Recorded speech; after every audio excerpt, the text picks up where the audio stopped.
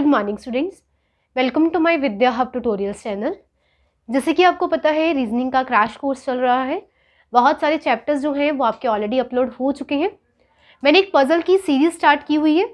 ये पज़ल की सीरीज़ जो है ये आपका पार्ट 3 है, नॉट पार्ट 1। ये पज़ल की सीरीज़ का पार्ट 3 है। एक्चुअली हम इसको, मैं आपको पज़ल और यहाँ पे स्लैश डाल के सिटिंग अरेंजमेंट भी लिख सकती हूँ। ठीक है, सिटिंग अरेंजमेंट। तो ये puzzle plus sitting arrangement, basically sitting arrangement ही है। इसका पार्ट जो है वो 3 है। पार्ट 1 एंड 2 जो है वो ऑलरेडी आपके अपलोड हो चुके हुए हैं, राइट। अभी just like a sitting arrangement जो होती है वो जस्ट लाइक अ पजल, ठीक है। आपको एक ऐसी चीज़ में फॉर्म में गिवन है, आपको पजल गिवन है, आपको उसको सॉल्व करना है, तो हम इन दोनों का नाम जो है वो एक ही में ही रख लेते हैं, सिटिंग अरेंजमेंट पजल। ठीक है, पार्ट 1 पार्ट 2 इसका ऑलरेडी अपलोड हो चुका हुआ है। तो बेसिक्स जो है, मैं फिर से आपको चीज़ क्लियर करती हूँ कि बिना बेसिक्स क्लियर किए आप प्लीज़ आगे मत बढ़िए। ठीक है, बेसिक्स सम टाइम क्या होता है कि आप बेसिक्स को स्किप करके जब आप आगे बढ़ते हो तो आने वाले 2-3 साल में आपको फिर बेसिक पे ही आना पड़ता है। ठीक है, तो वो नेसेसरी हो जाता है, राइट। वो ऐसे क्वेश्चंस निकल आते हैं कि आपको फिर से बेसिक में आना पड़ता है। तो आई रिक्वेस्ट यू टू, मेरा चैनल जो है, मैं अपने चैनल पे जितने भी वीडियोस अपलोड करती हूँ तो मैं पहले बेसिक्स की वीडियो अलग बनाती हूँ, देन मैं moderate level, then high level. ठीक है, मैं कभी भी जो है डायरेक्ट हाई लेवल या डायरेक्ट मॉडरेट लेवल या बेसिक्स को स्किप नहीं करती। तो आई रिक्वेस्ट यू टू, आप भी प्लीज़ ऐसे किया करो। पहले जो अपने बेसिक्स हैं उनको क्लियर करें, फिर ही आप अपने क्वेश्चन को सॉल्व करें। तो इस जो सिटिंग अरेंजमेंट है इसके अंदर हम जो सर्कुलर अरेंजमेंट कर रहे थे, ये सर्कुलर अरेंजमेंट का पार्ट 2 है, अदर सिटिंग अरेंजमेंट का पार्ट 3 है। ठीक है, तो सर्कुलर अरेंजमेंट मैं पहले थोड़ा सा इसके बारे में दोबारा से बता देती हूँ। सर्कुलर अरेंजमेंट, ठीक है जी। इसकी जो पार्ट 2 है, पार्ट 2 है जो सर्कुलर अरेंजमेंट का और सिटिंग अरेंजमेंट का, आप इसमें जो है बेसिक्स उसमें देख सकते हैं। मैं फिर से इसमें क्लियर कर देती हूँ। उसमें हमने बहुत सारी चीज़ें क्लियर की थी। एक सर्कल है, उसके अंदर जो है सेंटर पॉइंट होता है, आपको पर्सन को बिठाना है 1 2 3 4 5 6 7 8। ठीक है, कुछ इनसाइड होते हैं, कुछ आउटसाइड होते हैं, कुछ इनसाइड आउटसाइड दोनों होते हैं, राइट। तो आजकल जो स्टेट लेवल के एग्जाम है, गवर्नमेंट के एग्जाम है, स्टेट गवर्नमेंट एग्जाम्स हैं, उसमें आपके सर्कुलर अरेंजमेंट के डायरेक्ट क्वेश्चंस पूछे जाते हैं। अरेंजमेंट सॉल्व करो और 2 क्वेश्चन सॉल्व करो, देन आगे बढ़ो। तो हमें इस चैप्टर को, इस टॉपिक को स्किप नहीं करना है। ठीक है, मैं बता देती हूँ हमने क्या क्या डिस्कस कर चुके हैं। कुछ पर्सन इनसाइड देख रहे हैं, कुछ पर्सन आउटसाइड देख रहे हैं। तो अगर इनसाइड देख रहे होंगे तो हमने एरो ऐसे बना देना है, और अगर आउटसाइड देख रहे हैं तो उसका मतलब ये होता है। ठीक है, फिर इसमें जो सेकंड पार्ट देखने वाला था वो था डायरेक्शन, लेफ्ट राइट। ये सबसे इम्पॉर्टेंट पार्ट रहता है और बच्चे जो सबसे ज़्यादा कंफ्यूज्ड रहते हैं वो इसी में रहते हैं। इनसाइड आउटसाइड समझना कोई ज़्यादा डिफिकल्ट नहीं है। आपको पता है इनसाइड है तो एरो अंदर की ओर बना दो, आउटसाइड है तो एरो बाहर की ओर बना दो। That is not too much difficult to understand inside and outside. The most important thing is direction, that is left and right position. Left and right position को समझने के लिए आप अपने आप को यहाँ एज्यूम किया करो। ठीक है, जैसे मैं यहाँ खड़ी हूँ तो मेरी राइट डायरेक्शन किस में तरफ जा रही है और मेरी लेफ्ट डायरेक्शन किस तरफ जा रही है। कभी भी मेमोराइज मत करना, उसको याद मत करने बैठना कि वो नीचे होगा, ठीक है ना, वो सॉरी यहाँ पे वो इनसाइड देख रहा है सर्कल के अंदर, वो यहाँ है, ठीक है, उसका राइट ये है, उसका लेफ्ट ये है, जो उसके सामने बैठे होगा उसका लेफ्ट ये होगा, उसका राइट ये होगा। इन सब चीज़ों से टाइम वेस्ट होता है। ठीक है, इन सब चीज़ों से टाइम वेस्ट होता है। प्रॉपर डायरेक्शन कैसे देखनी है मैंने इसके पार्ट जो है 1 में आपको पार्ट 2 में एक्सप्लेन कर दिया हुए है, आप वहाँ जाके देख सकते हैं। ठीक है, तो आपको सिर्फ अपने आप को ज्यूम करना है कि मैं इसमें ऐसे खड़ी हूँ, तो ये सर्कल है, इसके पॉइंट को, मेरा जो फेस है वो इस सर्कल की तरफ है, इस पॉइंट की तरफ है, तब मेरा राइट किधर जा रहा है, मेरा लेफ्ट किधर जा रहा है। अगर मैं यहाँ हूँ इट मीन्स मैं यहाँ खड़ी हूँ, ठीक है ना, तो मेरा राइट किधर जा रहा है और मेरा लेफ्ट किधर जा रहा है। और अगर मैं इधर हूँ तो इट मीन्स मैं यहाँ खड़ी हूँ, तो मेरा राइट किधर जा रहा है और मेरा लेफ्ट किधर जा रहा है। तो इन सब चीज़ों को ध्यान में रखते हुए आप पहले इस चीज़ को अंडरस्टैंड करें, डायरेक्शन को समझें, इनसाइड आउटसाइड को देखें। ठीक है, और इसमें नंबर ऑफ पर्सन्स मैंने आपको पहले बताया था, नंबर ऑफ पर्सन कैसे बिठाने हैं, that is very very important. ठीक है, बच्चे कंफ्यूज कहाँ होते हैं जब आता है लेट सपोज 6 पर्सन बिठाने की बारी। ठीक है, गलती कहाँ, चांसेस कहाँ होते हैं मिस्टेक के, हम सीधा उसी पे बात करते हैं। जैसे ये सर्कल है, इसमें 6 पर्सन बिठाने हैं, राइट। तो 6 पर्सन बिठाने हैं, मैं को बड़ा सर्कल बना देती हूँ, फिर बच्चों को ऑब्जेक्शन हो जाती है, नज़र नहीं आता, तो ये बड़ा बना दिया, राइट। तो यहाँ पे सेंटर पॉइंट बना दिया, ठीक है जी। तो इसमें हमने 6% बिठाने हैं, तो ये 1 2 3 4, 4 तो बिठा दिए। अब 5वां और 6वां, अगर आपने 5वां यहाँ बिठाया है तो 6वां आपका यहाँ बैठेगा। इस चीज़ को बस आप समझ लो। अगर आपने 5वां यहाँ बिठाया और 6वां यहाँ बिठा दिया तो आंसर करेक्ट नहीं आएगा। आपको ऑपोजिट्स में बिठाना बहुत ज़रूरी है। अगर आपने 5वां यहाँ बिठाया है तो 6वां आपका इसके सामने ही बैठेगा। ठीक है, तो ये चीज़ समझना बहुत ज़रूरी है। अगर 7% बिठाने हैं तो 5वां यहाँ बिठा दिया, 6वां। अब 7वां आपकी मर्जी है, वो चाहे आप यहाँ बिठाओ चाहे आप यहाँ बिठाओ। ठीक है, अगर आप ऊपर बिठा रहे हो तो आप नीचे नहीं बिठाओगे, ऐसे 8 हो जाएंगे। तो 7वां जो बिठा रहे हो वो इतना मैटर नहीं करता, बट अगर आप 6 तक बिठा रहे हो तो आपको देखना पड़ेगा कि वो ऑपोजिट में ही होनी चाहिए। लेट सपोज मैंने 5 बिठाने हैं, ठीक है, तो ये 1 है, ये 2 है, ये 3 है, ये 4 है। आमने सामने वाले सब बैठ गए। अब 5वां है, वो आपकी मर्जी है, आप जहाँ मर्जी बिठाए, यहाँ बिठाओ, यहाँ बिठाओ, यहाँ बिठाओ, यहाँ बिठाओ, वो आपकी मर्जी है कि आपने 5th वन को कहाँ प्लेस करना है। ठीक है जी। तो सर्कुलर अरेंजमेंट, मैं एक सीरीज लेके आई हूँ सर्कुलर अरेंजमेंट की। इसमें जो आपका ये वाला रहेंगे क्वेश्चंस, ठीक है, ये मॉडरेट लेवल के रहेंगे। स्टेट गवर्नमेंट एग्जाम्स में यही लेवल रहता है। ठीक है, तो ये मॉडरेट लेवल के क्वेश्चंस हैं। अगर IBPS की बात करें तो प्री में ऐसे के क्वेश्चंस आपको एक आधा मिल सकता है, अदरवाइज जो आपकी हाई लेवल के क्वेश्चंस है वो आपकी नेक्स्ट वीडियो में आएंगे। तो फर्स्ट क्वेश्चन आपके बोर्ड पे है, स्क्रीन पे है, आप वहां से देख सकते हैं। तो first question is P, Q, R, S and T are sitting around a circular table. R is to the right of P and is second to the left of S. T is not between P and S. Then who is the second to the left of R? तो एक ही puzzle में सिर्फ एक ही question है और वो last वाला है, who is the second to the left of R? R के सेकेंड लेफ्ट पे क्या है? ठीक है जी। मैं आपको ना पहले एक ये भी बनाने से पहले, ठीक है, मैं आपको छोटे से क्लूज बनाने बता देती हूँ कि क्लूज हम कैसे बनाते हैं। और एक चीज़ याद रखना, जब आप क्लूज बनाते हो, अगर आपने क्लू गलत लिख दिया तो पजल सारी ही गलत होने वाली है। ठीक है, अगर आप ये देखिए कि अगर वो सिटिंग, अगर वो फेसिंग इनसाइड है, ठीक है, ये भी क्वेश्चन इनसाइड है, अगर फेसिंग इनसाइड है, अगर मैं बोलूँ एस के सेकेंड लेफ्ट पे आर है, तो आप मान लीजिए ये इनसाइड है। इनसाइड के केस में ये मेरा राइट हैंड है, ये मेरा लेफ्ट हैंड है, तो सेकेंड लेफ्ट पे तो 1 2, तो एस के सेकेंड लेफ्ट पे आर है। इस बात को समझना, ये आपका पहला क्लू है। अब आपको ये देखना, अब आपको जब आप क्लू नोट करते हो ना, तब ये बताना है कि एस यहाँ मूव, एस मूव हो रहा है, मतलब एस के सेकेंड लेफ्ट पे आर है, ना कि आर के सेकेंड राइट पे एस है। एरो ये शो कर रहा है, एरो क्या शो कर रहा है, एरो ये शो कर रहा है कि एस के सेकेंड लेफ्ट पे आर है। समझ में आ रहे हो? ऐसे क्लूज बनाया करो जो कि कट एंड क्लियर हो, ताकि आपको बार बार स्टेटमेंट पढ़नी ना पड़े। ये तो बहुत छोटी छोटी आपकी सिटिंग अरेंजमेंट है जिसको हम 2 बार पढ़ भी लेंगे तो दिक्कत नहीं आने वाली। जब आप आगे जाओगे, हाई लेवल पे जाओगे, इससे भी ज़्यादा जब लेवल पे जाओगे, इतनी बड़ी पजल होगी और बार बार पढ़ने का टाइम नहीं होता। तो छोटे छोटे क्लूज बना के हमें साइड पे रख देने होते हैं। तो क्लू गलत है, पजल कभी भी आपकी जो है वो करेक्ट नहीं बनने वाली। तो इस चीज़ का ध्यान रखें। अब हम पढ़ लेते हैं अपने क्वेश्चन को, फिर एक एक करके क्लू बना लेते हैं। कितने पर्सन है यहाँ पे? आपके 5 पर्सन है जो कि बैठे हुए हैं सर्कुलर टेबल पे। ठीक है जी, तो यहाँ पे हम बनाएंगे 5 पर्सन। तो 1 2 3 4 और यहाँ बिठा दिया मैंने 5। ठीक है जी, तो ये सब यहाँ पे लिखा नहीं हुआ, तो ये इनसाइड ही देख रहे होंगे। तो हमारा जो एरो है वो हम ऐसे बना देंगे, राइट, दिस वन। ठीक है जी, हमने ये भी इनसाइड में बना दिया। नेक्स्ट स्टेप क्या है, एक एक करके पढ़ते जाएंगे। R is to the right of P, R is to the right of P, P के राइट पे R है, तो P के राइट पे R है, तो हमने यहाँ लिख दिया कि P के राइट पे R है। P का राइट इधर ही होगा।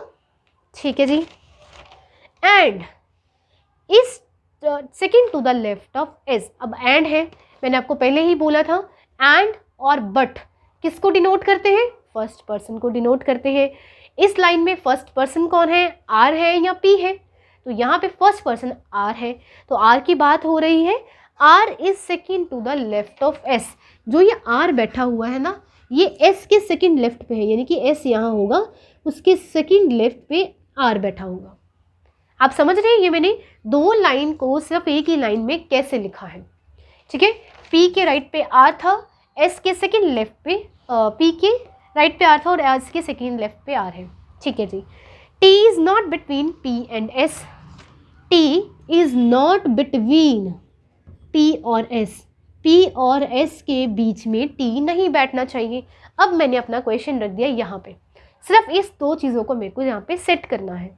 पहले मैं पी से स्टार्ट करूँ तो पी के राइट पे आर है और एस के सेकंड लेफ्ट पे, ठीक है जी, एस के सेकंड लेफ्ट पे कौन बैठ गया, आर बैठ गया। एक सेकंड, यहाँ पे एस का सेकंड लेफ्ट देखना ना हमने, एक मिनट, क्वेश्चन क्या है, ठीक है जी। तो एस के सेकंड लेफ्ट पे, वेट, यहाँ पे ये पोजीशन आनी थी। कैसे, सेकंड के एस अगर मैं यहाँ बिठाती हूँ तो वो राइट पे था, है ना। एस का सेकंड लेफ्ट कौन सा हो गया, एस का सेकंड लेफ्ट, यहीं पे था, ठीक है। तो पी एस के सेकंड लेफ्ट में आ रहा है ना, तो ये तो राइट आ जाता है, तो यहाँ पे आ जाएगा एस के सेकंड लेफ्ट में आर है, ठीक है, जो हमने पहले प्लेस किया था। अब उन्होंने क्या बोला है, पी और एस के बीच में टी नहीं आएगा, पी और एस के बीच में टी नहीं आएगा, तो हम नहीं लिखेंगे। तो हमारी ये पोजीशन किसको मिल जाती है, टी को मिल जाती है। अब हमारे पास क्या बचा, क्यू, तो इसकी पोजीशन क्या आ जाएगी, क्यू आ जाएगी। क्लियर, ठीक है जी। अब हम अपना क्वेश्चन देख लेते हैं।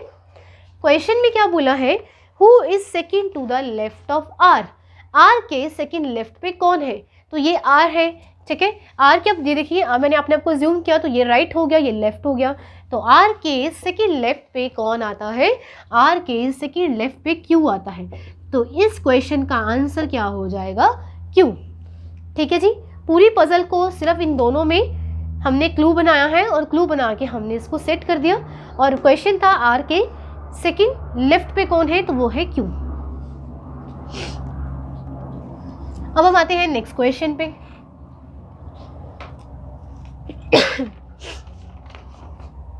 नेक्स्ट क्वेश्चन आपकी स्क्रीन पे है। The question is A, B, C, D, E and F are sitting around the table. A is between E and F, E is opposite to D, and C is not either of the neighbor of E, ठीक है ना, seats of E, and the who is opposite of B. तो B के opposite कौन है। Question समझ लेते हैं। कितने जाने हो गए, 6 हैं, ठीक है। 6 पर्सन को एक राउंड टेबल में बिठाना है, ठीक है। फिर हम एक एक क्लू पढ़ते हैं, उसको बनाते हैं। तो सेकंड जो पजल है, तो 6 पर्सन है, हम एक सर्कल बना देंगे, सेंटर बना देंगे और 6 पर्सन बिठाएंगे, 1 2 3 4 5 और 6, ठीक है। आपने नोटिस किया मैंने कैसे बिठाया, 5 4 6, ठीक है। फर्स्ट लाइन, फर्स्ट क्लू, ठीक है, मैं थोड़ा साइड पे लिखती हूँ। तो first clue, A is between E and F, ठीक है जी।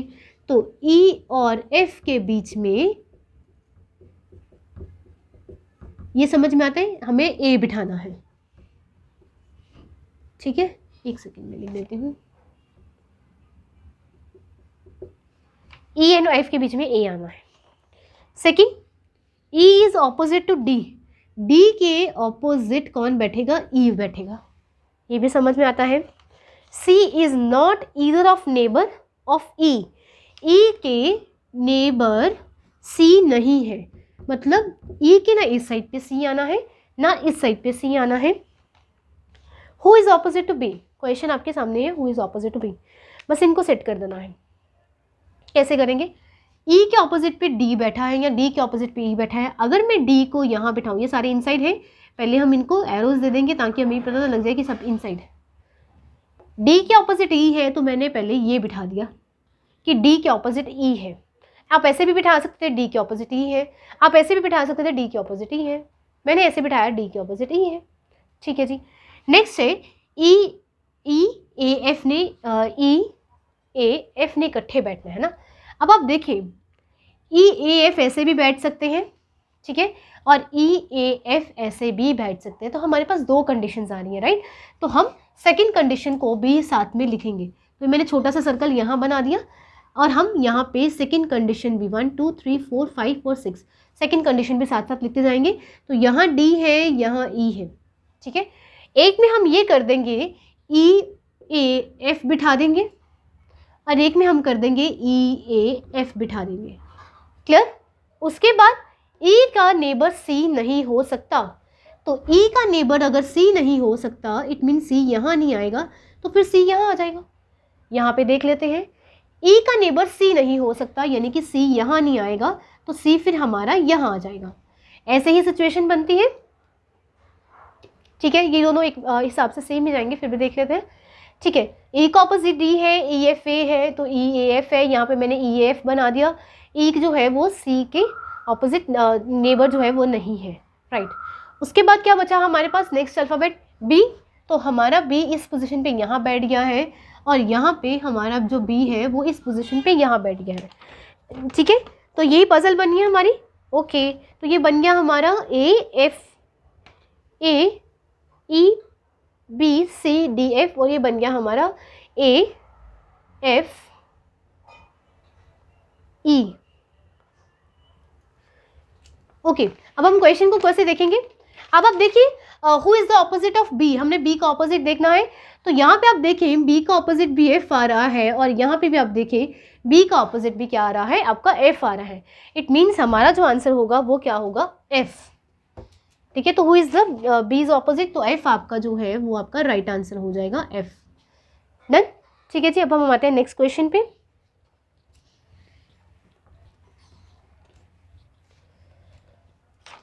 तो थर्ड सिटिंग अरेंजमेंट आपकी स्क्रीन पे है। The question is 6 person A B C D E and F are standing in a circle, ठीक है जी। B is between D and C, okay. A is between E and C, okay.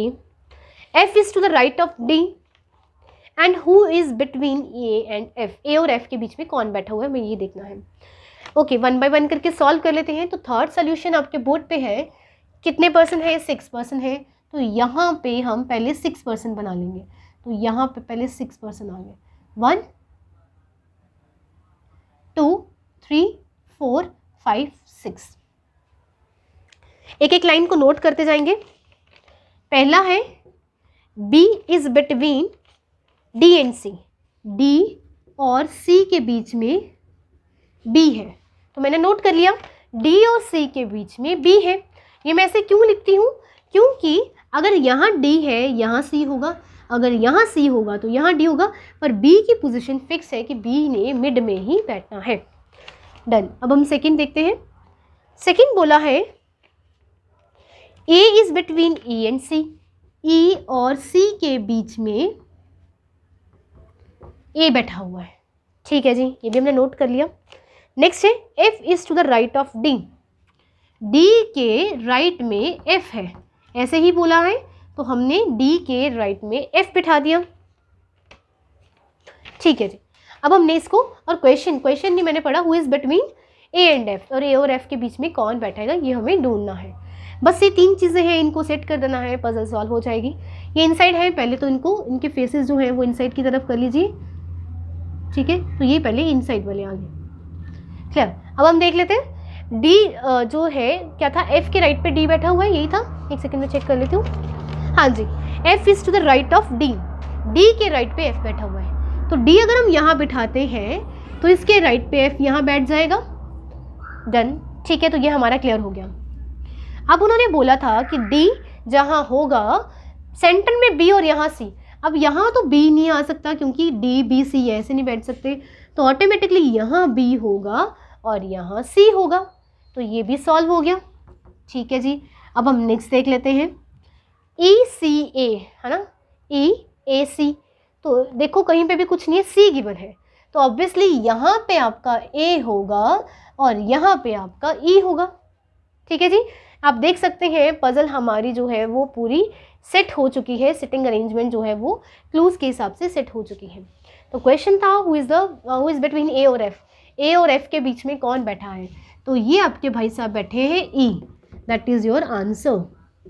A और F के बीच में कौन बैठा है, E बैठा हुआ है, तो दैट इज योर आंसर।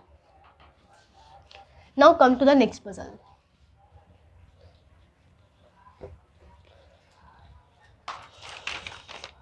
तो next puzzle, next seating arrangement आपकी स्क्रीन पे है। A, B, C, D, E, F and G are sitting a circle facing at the center and playing cards. Okay एक circle में बैठ के cards play कर रहे हैं, ठीक है, बड़े शांति से इंजॉय कर रहे हैं वो लोग। ओके पहला लिखा है E is the neighbor of A and D. Okay A और D का जो नेबर है वो E है। Second point, G is not between F and C. F और C के बीच में G नहीं बैठेगा, नहीं बिठाएंगे।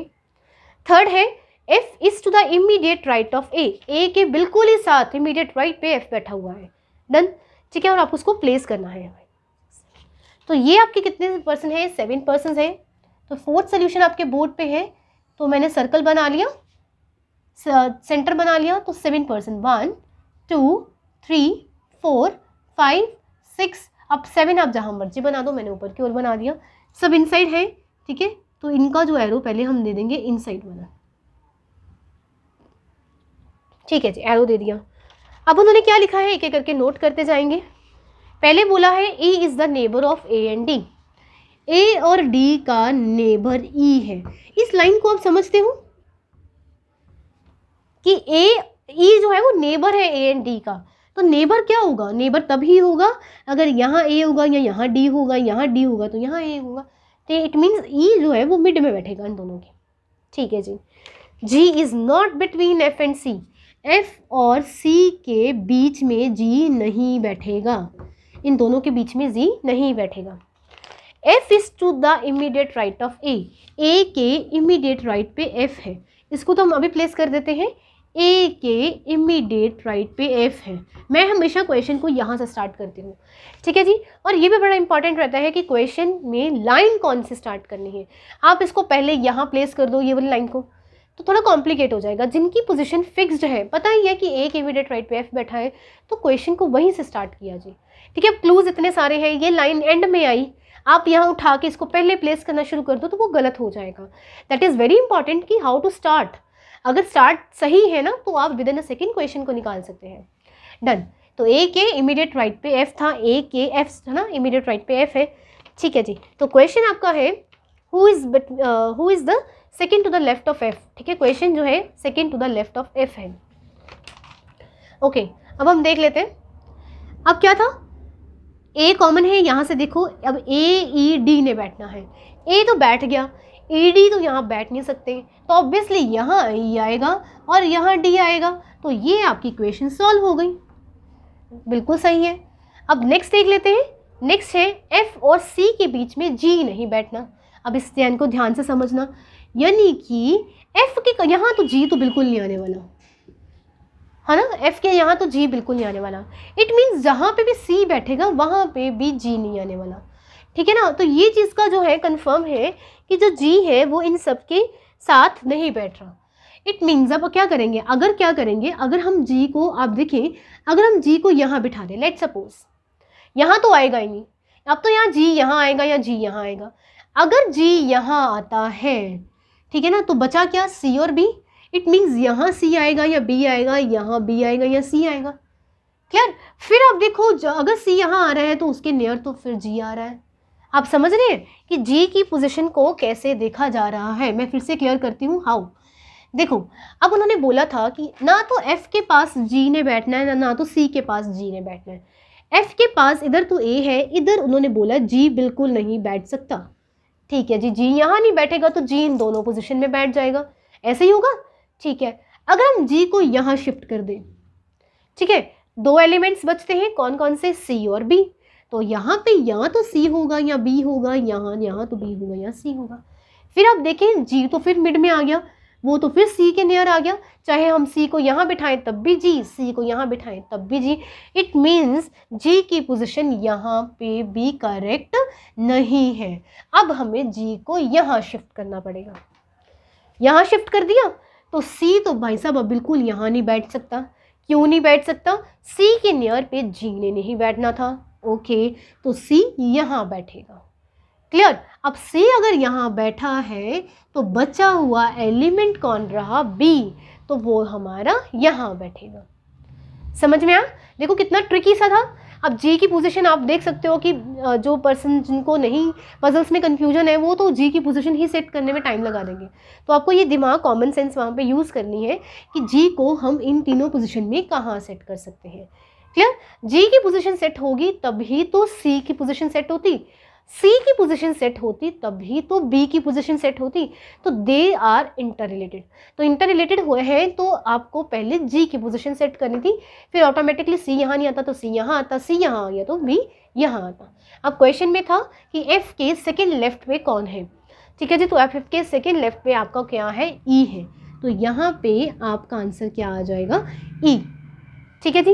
तो ये आपकी शॉर्ट पजल थी। ऐसे कि ट्रिकी और शॉर्ट एंड स्वीट पजल जो है वो आपकी स्टेट गवर्नमेंट एग्जाम्स या जो छोटे लेवल के एग्जाम्स हैं, क्लरिकल लेवल के एग्जाम है, वहाँ पे आपको देखने को मिल सकती हैं, राइट। तो ये था आपके सिटिंग अरेंजमेंट रीजनिंग का, ठीक है। सिटिंग अरेंजमेंट कह सकते हैं, circular sitting arrangement. Next video आएगी उसमें हम लेवल जो है वो अप ले जाएंगे। ये सिर्फ आपका प्रैक्टिस लेवल थे, बेसिक लेवल था, सो दैट कि आपका जो है अंडरस्टैंडिंग बन जाए, क्वेश्चन को कैसे सॉल्व करते हैं, कहाँ से सॉल्व करते हैं, क्लूज कैसे बनाते हैं, ठीक है। ये जस्ट बेसिक था।